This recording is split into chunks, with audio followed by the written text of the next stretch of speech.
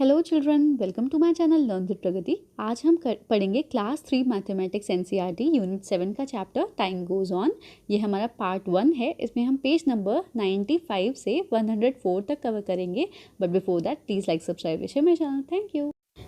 Time goes on, तो इसमें first topic है उल्टा पुल्टा टाइम। उल्टा पुल्टा टाइम मतलब कि जैसे होता है ना टॉपसी टर्बुलेंट, बिल्कुल उलट पुलट, जो होना चाहिए उसकी जगह बिल्कुल उसका उल्टा। जैसे दिन की जगह रात हो, रात की जगह दिन हो, सुबह की जगह शाम हो, तो ये चीज़ बिल्कुल उल्टी पुल्टी। तो इस टॉपिक में क्या है, आपके पास ना ये छोटी सी एक पैराग्राफ दिया हुआ है। As the sun sets Sumanna wakes up, and इसमें ना कुछ डैश दिया हुआ है। डैश मतलब फिल ब्लैंक्स, आपको ब्लैंक फिल करना है। तो मतलब बिल्कुल उल्टा पुल्टा दिया हुआ है। जैसे as the sun sets Sumanna wakes up, अब जब सन डूबे मतलब सन छुपेगा तो उस टाइम पे सुमन्ना थोड़ी ना उठेगी। सुमन्ना कब उठेगी? जब सन राइज होगा। तो ऐसे जैसे सेट्स की जगह राइज लिखना होगा। तो ये वर्ड्स हमें कहाँ से ढूंढ के लिखना होगा? तो नीचे देखिए, नीचे इस सेकंड 96 पेज नंबर पे आपको ना कुछ वर्ड्स गिवन है, जैसे डेज, राइजेस, सेकंड्स, मॉर्निंग। ये जो इन वर्ड्स में से आपको यहाँ पे इसका ऑपोजिट लिखना है। जैसे कि फर्स्ट लाइन मैंने बताई एज द सन सेट्स, तो यहाँ पे सेट्स की जगह क्या आ जाएगा? सनसेट की अपोजिट क्या होता है? सनराइज। तो जैसे ही सनराइज होगा सुमन्ना वेक्स अप, सुमन्ना उठ जाएगी। व्हाट अ लवली इवनिंग लिखा हुआ है। अब इवनिंग की जगह क्या होगा? अब सुबह उठ के हम क्या बोलते हैं? What a lovely morning. तो यहाँ पे आ जाएगा मॉर्निंग। वो जो वर्ड्स लिखे हुए नीचे उनमें से एक वर्ड आ जाएगा morning. She washes her face fast in 2 hours. तो अब 2 घंटे में थोड़ी ना अपना फेस वॉश करेगी, तो कितने मिनट, उसकी जगह आवर्स की जगह यहाँ पे आ जाएगा मिनट्स। सब कुछ उल्टा पुल्टा है ना, तो फिर आपको वो करेक्ट करके लिखना है। And runs out, she goes straight to bird's nest, और वो सीधे कहाँ जाएगी? बर्ड के नेस्ट के पास। She has been watching the eggs for the last few months, वो देख रही थी कि जो बर्ड्स है ना उसके एग्स को कुछ महीनों से देख रही थी। तो महीनों से तो नहीं देखेगी ना, कब से देखेगी? From the last few days, कुछ दिनों से देख रही थी उसके एग्स को। She was waiting for the baby birds to come out and before she can blink her eyes in a. अब आइज़ जो ब्लिंक करते हैं तो वो वीक में थोड़ी ना करते हैं। तो कितने कितने टाइम में हम आई ब्लिंक करते हैं? तो मोमेंट में, कुछ क्षण में ही तो करते हैं। तो मोमेंट मतलब होता है क्षणों में। तो वो उसने अपनी जैसे ही अपनी आइज़ पलक झपकाई। A cat jumps on the tree, एक कैट जो थी उसने ट्री पे जंप किया। The mother bird cries out loudly and Sumanna rushes to shoo away the cat, जो बर्ड थी, मदर थी बर्ड की, वो एकदम से चिल्लाई सो लाउडली, और सुमन्ना उस कैट को शू करने के लिए चली गई। शू मतलब हटाने के लिए। As the cat jumps it hits the big green mango, और जैसे ही कैट ने जंप किया वो बिग ग्रीन मैंगो के ऊपर गिरा, तो धम से आवाज़ हुई। ठीक है, अब नीचे क्या लिखा है? इन 2 डेज, अब इन 2 days it is on the ground. अब 2 डेज में थोड़ी ना ग्राउंड पे आया होगा, तो कितने? इन 2 सेकेंड्स। डेज की जगह नीचे से वर्ड्स में से कौन सा आप फाइंड आउट लिखेंगे? In 2 seconds it is on the ground. Oh how sad the mango is still not fully ripe. तो सुमन्ना कहती है हो ये गिरा भी नीचे, बट अब वो पूरा पका भी नहीं है। फुल राइप मतलब पका हुआ भी नहीं है, कच्चा है अभी। It needed 1 more year. अब मैंगो को पकने के लिए ईयर थोड़ी ना चाहिए होता है, कितना टाइम लगता है? इट नीडेड 1 more वीक, ज़्यादा से ज़्यादा 1 वीक लगेगा to become sweet. Suddenly Sumanna sister calls out, उसकी बहनों से आवाज़ लगाती है। Are you still not hungry, क्या तुम्हें भूख नहीं लग रही?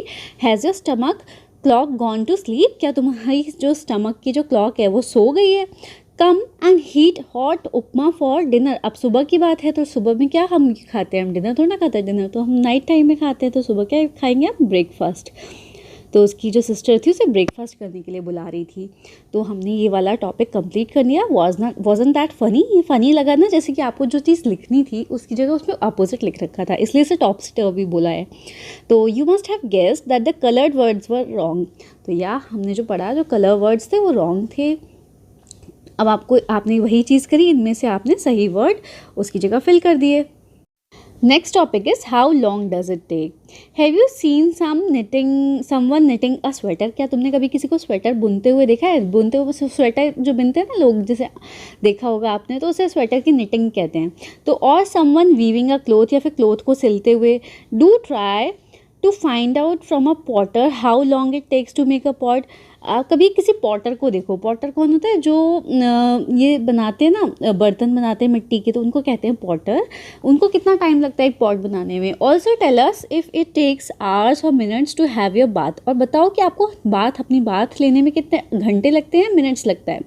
Is it years since you had a bath. क्या ऐसा तो नहीं है ना कि तुमने एक साल से बाथ ही नहीं लिया है। तो ये it was just a joke. Think of many different things that can take different times. आप अलग अलग चीज़ों के बारे में सोचो जो अलग अलग टाइम लेती है, और इस तरह से ना आपको टेबल बनानी है। तो takes minutes, takes hours, takes days. जो चीज़ें सिर्फ मिनट्स में हो जाती हैं, जैसे आप बाथ तो मिनट्स में हो जाता है ना, 5 minutes 10 minutes. To boil milk, milk भी बहुत जल्दी बॉयल हो जाता है मिनट्स में। अब आवर्स में क्या क्या चीज़ें होती हैं। टू स्टिच अ शर्ट, एक शर्ट अगर कोई टेलर सिलते हैं तो उनको कुछ घंटे लगते हैं। या फिर टू सेट कर्ड को, दही को जमाने के लिए भी कुछ घंटे लगते हैं। स्कूल में आपको कुछ घंटे ही रहना पड़ता है ना। टेक्स डेज, दिन कितने लगते हैं। टू निट अ स्वेटर, अगर आप कोई स्वेटर किसी को निटिंग करते हुए देखेंगे तो उनको कुछ दिन लग जाते हैं। टू वीव अ साड़ी, आप साड़ी पे जो वीवन वर्क होता है उसको भी कुछ दिन लगते हैं। For banana to become ripe, जो बनाना होता है उसको पकने में भी कुछ दिन लगते हैं। तो आप बताइए और ऐसे वर्क कौन कौन से हो सकते हैं जिनको मिनट्स लगते हैं, आवर्स लगते हैं, डेज लगते हैं। तो मैं कुछ एग्जाम्पल दे देती हूँ। जैसे यहाँ पे मिनट्स में क्या क्या लिख सकती हूँ। जैसे to take a glass of water, पानी लेने में मिनट्स लगता है। To prepare rice, to make popcorns, to blow a balloon, to prepare tea, to eat oranges. इन सब चीज़ों में ना मिनट्स लगते हैं। अब आवर्स, घंटे किस किस में लगते हैं। जैसे आप कोई पेंटिंग कर रहे हो, टू मेक अ पेंटिंग, या फिर टू प्रिपेयर करी, आप कोई कड़ी या कुछ ऐसा बना रहे हो, ठीक है। टू मेक स्प्राउट्स, उसमें भी आवर्स लगते हैं। टू प्रिपेयर केक बनाते हैं तो उसमें भी अच्छे खासा टाइम लगता है, ठीक है। अब डेज़ किस किस में बहुत ज़्यादा दिन लगते हैं। तो जैसे टू कंस्ट्रक्ट अ बिल्डिंग, अगर आप कोई बिल्डिंग बना रहे हो तो बहुत ज़्यादा टाइम लगेगा, है ना।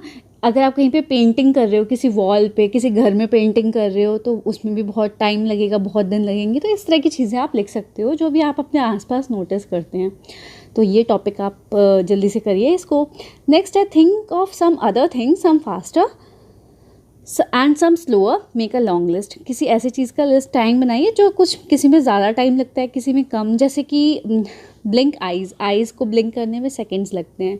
टू स्नैप माई फिंगर्स को स्नैप करने में, ऐसे चुटकी बजाने में बहुत सेकंड्स से लगते हैं। टू गल्प एनी मेडिसिन, अगर आप कोई मेडिसिन खाते हैं तो उसमें भी सेकंड्स लगते हैं, है ना। For fruit to fall from a tree, fruit अगर ऊपर से नीचे गिरता है तो उसमें भी बिल्कुल सेकंड्स लगते हैं। और किस में आप कम टाइम लगता है, सेकंड्स का टाइम लगता है, तो वो आप लिखिए। जैसे आप पेंसिल शार्प करते हैं तो उसमें भी 2 सेकंड लगते हैं, बहुत ही कम टाइम लगता है ना पेंसिल शार्प करने में। या फिर आप अपना नेम लिखते हैं तो उस नेम को लिखने में भी बहुत ही कम टाइम लगता है। बट टेक्स अ सेकंड, बिल्कुल 1-2 सेकंड में ही कोई चीज़ हो जाए, तो वो चीज़ लिखनी है आपको यहाँ पे। फिर कुछ ऐसी चीज़ें लिखनी है। टेक मंथ, किन किन चीज़ों में बहुत ज़्यादा टाइम लगता है। जैसे कि वीट उगाने के लिए एक हम पौधा लगाते हैं, फिर पौधा नहीं, हम बीज लगाते हैं, फिर बीजों को जब हम उसको वो पकते हैं, बड़े होते हैं, फिर इसके बाद वो प्लांट बनते हैं, है ना। इसमें बहुत टाइम लगता है, खेती करने में टाइम लगता है, फिर वेदर चेंज होने में, समर से विंटर आने में, विंटर से समर आने में, तो इसमें बहुत टाइम लगता है। और टेक्स मंथ्स, हाँ, for a baby to come out of its mother stomach, baby को अपनी मदर के स्टमक से बाहर आने में भी 9 मंथ्स लगते हैं। तो इन सब चीज़ों में बहुत टाइम लगता है। तो ये आप और भी किस किस चीज़ों में हमें टाइम लगता है तो आप बताइए। Next is clap before you catch play this game. अब आपको क्या है, इसमें ना गेम खेलना है। तो क्या है, throw a stone into the air, clap once before you catch it. आप किसी स्टोन को थ्रो करिए एयर में, ऊपर की तरफ उछालिए और 1 क्लैप करिए, clap once before you catch it. और जैसे ही आप दोबारा से उसको कैच करें ना, तो एक बार क्लैप करिए, जैसे आपने एक क्लैप किया ऐसे करके। Now try to clap 2 times before the catch. अब आपने फिर से बॉल ऊपर को थ्रो करी और जब तक वो ऊपर से नीचे आएगी तब तक आप 2 बार ऐसे करके क्लैप करिए, ठीक है। How many times can you clap before you catch the stone. अब आप देखिए कि आप कितनी बार क्लैप कर सकते हो कि जब तक वो स्टोन ऊपर से जाके नीचे नहीं आए। अब आप जितना ऊपर स्टोन को थ्रो करोगे वो उतना ही टाइम आपको मिल जाएगा ना क्लैप करने में, क्योंकि वो उतना ही दूर जाएगा, फिर वो उतना ही फिर वापस आएगा। अगर आप थोड़ी स्पीड से फेंकेंगे तो वो जल्दी से आ जाएगा। तो ये डिपेंड करता है। तो जैसे डिफरेंट क्लैप्स हैं, क्या क्या है, जैसे ता थाई different claps. Clap 2 times and से 1 2, या तो आप 1 2 बोलो या ता थाई बोलो। कीप क्लैपिंग 1 2 1 2 1 2 ऐसे करके, ता थाई ता थाई ता थाई ऐसे करके, ठीक है। Also stamp your feet left right, और अपने ना फीट को कभी लेफ्ट उठाइए फिर राइट उठाइए, एक बार हो गई। ये पूरा एक हुआ है लेफ्ट राइट। ऐसे ही तात है, इसको भी हम एक पूरा बोलेंगे, ऐसे ही इसको हम बोलेंगे 1 2। फिर दोबारा से स्टैम्प अपने पैरों को ना उठा के बोलिए left right left right left right, ऐसे कर देना, या फिर ऐसे करके आपको क्लैप बजाती जानी है 1 2 1 2 ऐसे करके। Now clap with 3 beats. अब आपको 3 बीट्स के साथ क्लैप करनी है, जैसे 1 2 3 फिर रुक के, फिर 1 2 3 फिर रुक के, फिर 1 2 3 ऐसे करके। और बोलना क्या है, ता थई तत ता थई तत ता थई तत। और आप अपने पैरों को भी क्लैम्प करना है, स्टैम्प करना है, जैसे left right left left right left left right left, इस तरह से। Okay, how many of you can speak and stamp. अब आपको देखना है कि आप लोग बोल भी लेंगे, बोलना भी आपको ता थई तत, और स्टैम्प भी करना है, ठीक है। मतलब बोलना भी है, ये क्या बोलना है, ता थई तत, ठीक है। और हाथों से क्लैप भी करना है और स्टैम्प भी करना है। तो ये तीनों चीज़ें करनी है आपको एट सेम टाइम। तो ये करके देखिए और बताइए कि आप कर पाए या नहीं। Next topic is how old are we. हम कितने बड़े हैं, हम कितने, हमारी क्या एज है, हम कितने बड़े हैं। तो जैसे माई एज टुडे, आज मेरी एज, आपकी जो भी एज है, जैसे आपकी एज आई थिंक आप 3rd क्लास में हैं, तो आपकी एज शायद से 8 years होगी, 8 अराउंड। तो मैं एक एग्जाम्पल लेती हूँ, आपकी एज 8 से ज़्यादा भी हो सकती है, कम भी हो सकती है। तो मैं एक एग्जाम्पल ले लेती हूँ कि आपकी एज अभी 8 years है। अब आपकी मदर की एज कितनी होगी इस टाइम पे, तो अराउंड हो सकता है कि उनकी एज 35 years हो। ये मैं एक एग्जाम्पल ले रही हूँ, इट इज़ नॉट नेसेसरी कि ऐसा ही हो, तो एक एग्जाम्पल ले रही हूँ, ठीक है। अगर आपसे बोला जाए कि आपकी एज 8 साल है, आपकी mother, my mother's age today, आज मेरी मदर की एज 35 years है, ठीक है। अगर आज मेरी मदर की एज 35 years है और मेरी एज 8 years है। अब नेक्स्ट क्वेश्चन क्या बनता है, माई मदर्स एज, और मेरी जो मदर की मदर हैं उनकी एज कितनी है, तो अराउंड 60 years आपकी मदर्स की एज, यानी कि आपकी नानी जी की एज अराउंड 60 years है। तो मैं एक एग्जांपल ले रही हूँ। तो जैसे क्या बोला मैंने, आपकी एज अभी 8 years है, आपकी मदर की एज 35 years है और आपकी नानी की एज 60 years है। अब my mother's age when I was born, अब मेरी मदर्स की एज जब मैं पैदा हुआ था तब कितनी थी, तो आपको आपकी एज आज मान के चलिए आज 35 years है, तो 8 साल पहले, 8 साल के आप हैं, बट आप पैदा कब हुए थे, 8 साल पहले हुए थे ना, तो आपकी मदर की एज भी तो 8 साल कम होगी 8 साल पहले। तो जैसे 35 years एज अभी है, तो 8 साल पहले 8 माइनस कर दीजिए 35 में से, तो कितना आएगा 27। सो आपकी मदर की एज जब आप पैदा हुए थे, यानी कि at your birth time your mother's age was 27 years old।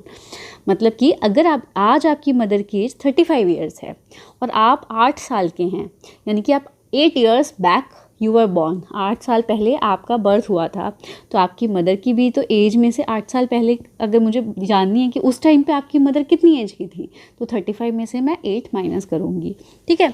अब my mother's age when I was born, तो नानी जी की एज कितनी थी जब मैं पैदा हुआ था, तो आज नानी जी की एज 60 है।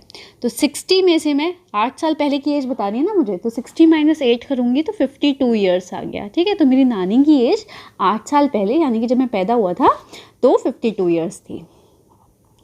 माई mother's age when my mother was born, अच्छा, my mother's age when my mother was born, मेरी नानी की एज क्या थी जब मेरी मदर पैदा हुई थी।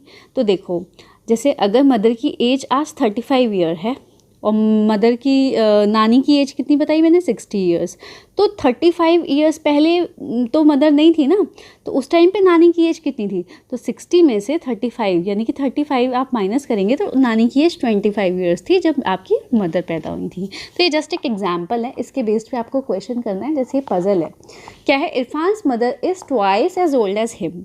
जो इरफान की जो मदर हैं वो ट्वाइस हैं, दुगनी हैं उसकी, जैसे जितनी भी एज का आज इरफान है उसकी एज को दुगना कर दो, यानी कि ट्वाइस कर दो, तो उसकी मदर की एज आती है। She is also 20 years older than him, और जो उसकी मदर है ना वो उससे 20 ईयर्स बड़ी है। किससे? 20 ईयर्स बड़ी हैं।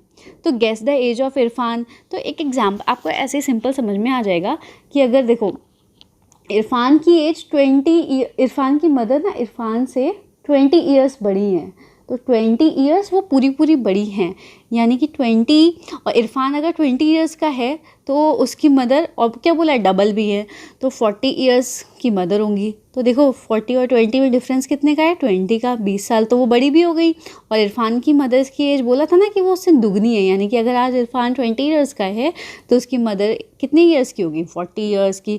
और इन दोनों की एज का डिफरेंस भी कितना है? 20 है। तो आपको बस इरफान की एज बतानी थी, उनकी मदर की एज बतानी थी, तो 40 ईयर्स होगी मदर की एज और इरफान की एज होगी 20 years. Next is birth certificate. अब ये बर्थ सर्टिफिकेट है, आपने भी अपना बर्थ सर्टिफिकेट देखा होगा, तो इसके ऊपर कुछ क्वेश्चन है। तो look at the birth certificate of Binsy. एक गर्ल है, उसका बर्थ सर्टिफिकेट है, बिंसी नेम है उस गर्ल का।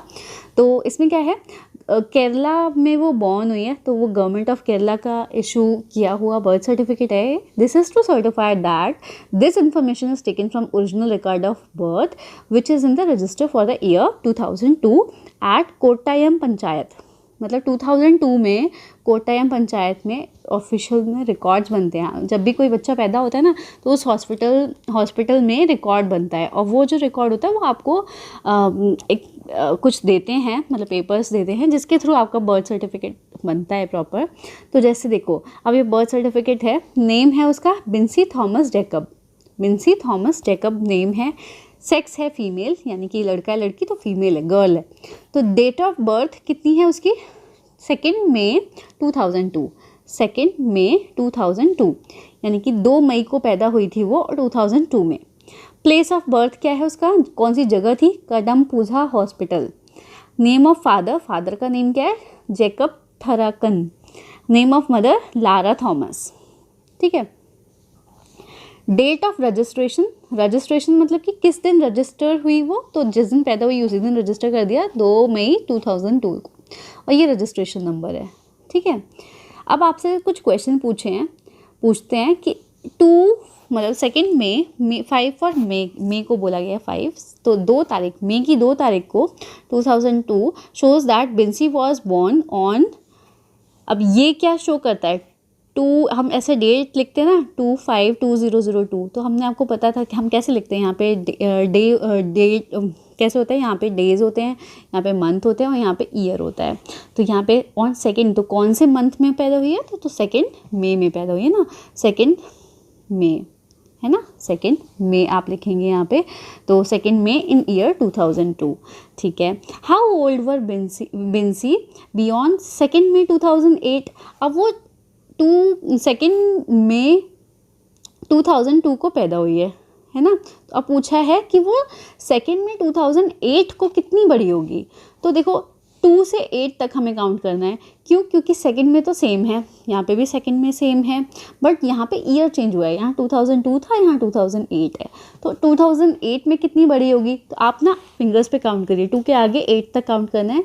2 के आगे 2003 है ना, फिर 2004, फिर 2005, फिर 2006, फिर 2007 और फिर 2008। तो कितने साल हो गए? 1 2 3 4 5 6। तो 6 ईयर्स की होगी जो बिंसी होगी, वो 6 ईयर्स की होगी। ये आप बिना लिखे भी अपने फिंगर्स पे काउंट करके देख सकते हैं। 2002 के आगे आप 8 तक काउंट करिए, 3 4 5 6 7 8, तो 6 ईयर्स की होगी।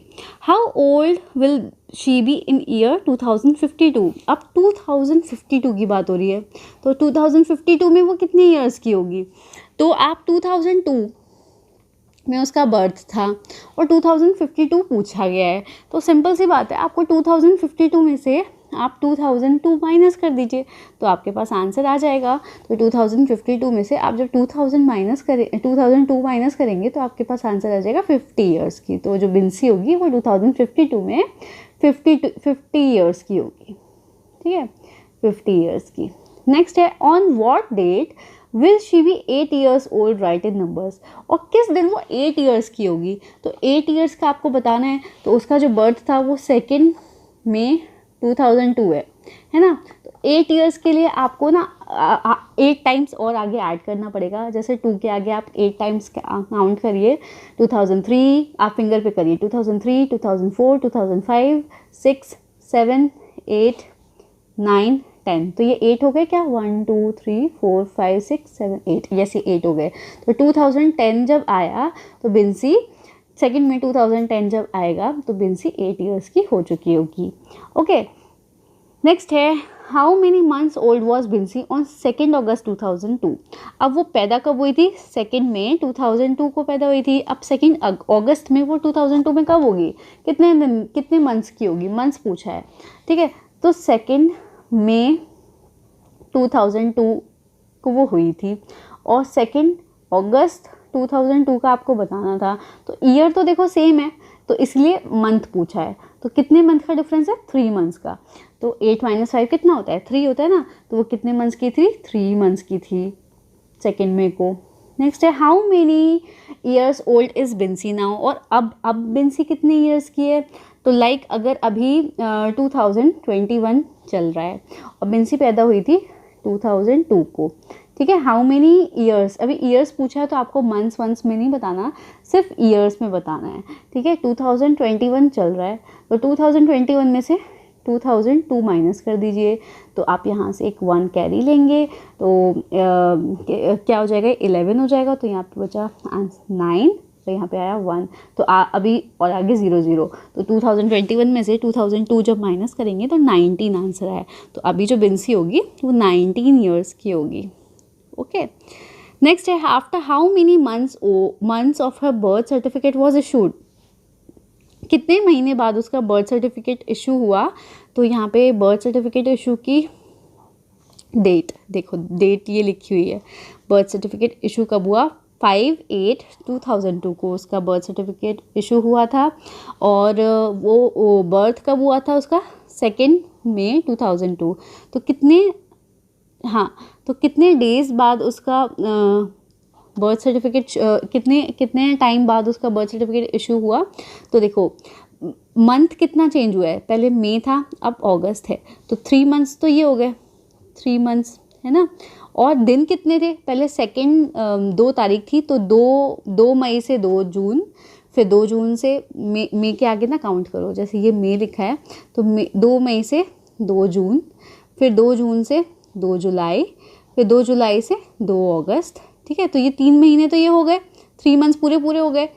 बट आगे देखो 5 अगस्त लिखा हुआ है, तो 2 अगस्त के 3 मंथ के बाद दिन कितने हैं, 3 4 5, तो 5 डेज, तो 3 मंथ्स एंड 3 डेज। तो 3 मंथ्स और 3 डेज के बाद उसका जो बर्थ सर्टिफिकेट है वो इशू हुआ था। और रजिस्ट्रेशन नंबर, तो रजिस्ट्रेशन नंबर लास्ट में लिखा हुआ था उसका 815/02 इज़ द रजिस्ट्रेशन नंबर। अब आपको ये अपना बताना है, व्हेन वर यू बॉर्न, आप कब पैदा हुए, write your date of birth in numbers, आपको अपना नंबर्स में डेट बतानी है, ठीक है।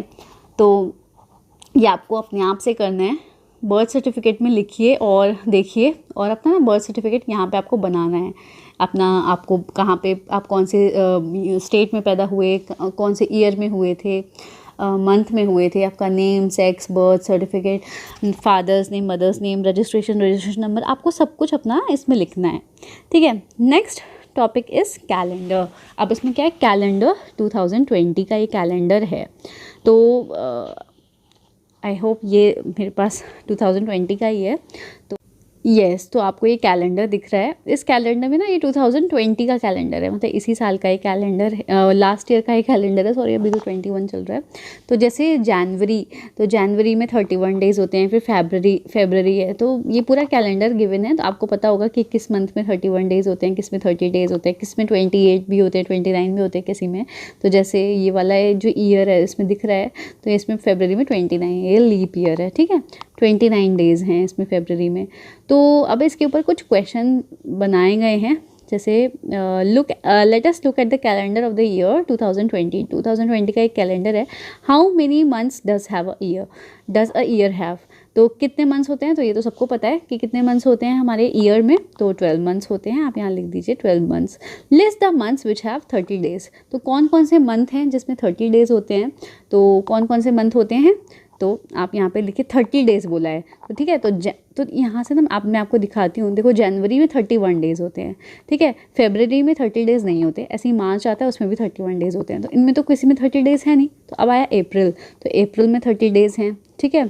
फिर कब होते हैं अप्रैल के बाद, जून में होते हैं 30 डेज़। फिर जून के आगे फिर कब होते हैं, सितंबर में होते हैं और नवंबर में। सिर्फ ये 4 मंथ्स होते हैं जिनमें कि 30 डेज़ होते हैं। कौन कौन से, अप्रैल, जून, सितंबर, नवंबर। तो ये याद रखिए, सिर्फ अप्रैल, जून, सितंबर और नवंबर में 30 डेज़ होते हैं, बाकी सब में 31 होते हैं और फरवरी में 29 या 28 होते हैं, ठीक है। अब list the months which have 31 days. ऐसे कौन से मंथ होते हैं जिसमें 31 डेज़ होते हैं, तो ऐसे बच गए। मैंने आपको क्या बताया, 4 मंथ्स तो हो गए 30 डेज़ वाले। अब कौन कौन से मंथ्स होते हैं जिसमें 31 डेज़ होते हैं, तो जनवरी हो गया, मार्च हो गया, मई हो गया, है ना, जुलाई हो गया, अगस्त हो गया, अक्टूबर हो गया और दिसंबर हो गया। तो ये 7 मंथ्स होते हैं जिसमें आपके 31 डेज़ होते हैं। तो आप यहाँ पे लिखेंगे 31 डेज़ का 7 मंथ्स के नेम लिख देंगे। कौन कौन से, जनवरी, मार्च, मई, जुलाई, अगस्त, अक्टूबर एंड दिसंबर। इन सब में 31 डेज़ होते हैं। अब बोला है how many days are there in the month of February this year. इस बार फरवरी में कितने दिन थे, तो फरवरी में हमने देखा 29 डेज़ थे इस बार। या तो 29 डेज़ होंगे फरवरी में या फिर 28 डेज़ होंगे। अगर लीप ईयर है तो 29 डेज़ होंगे, लीप ईयर नहीं है। अब लीप ईयर क्या होता है, एक ईयर में 365 डेज़ होते हैं। अगर किसी ईयर में 366 डेज़ होते हैं तो उसको कहते हैं लीप ईयर। अभी जो एक दिन बड़ा वो कहाँ जाता है, वो जाता है फरवरी में, ऐड हो जाता है, तो इसीलिए उसमें 29 डेज़ हो जाते हैं, ओके। तो नेक्स्ट क्वेश्चन है how many days makes a week. एक वीक में कितने दिन होते हैं, तो हम सबको बचपन से पता है। तो वीक हमारा मंडे से शुरू होता है, संडे पे जाके एंड होता है। तो Monday, Tuesday, Wednesday, Thursday, Friday, Saturday, Sunday, तो 7 डेज़ होते हैं एक वीक में। तो आप लिखेंगे 7 डेज़।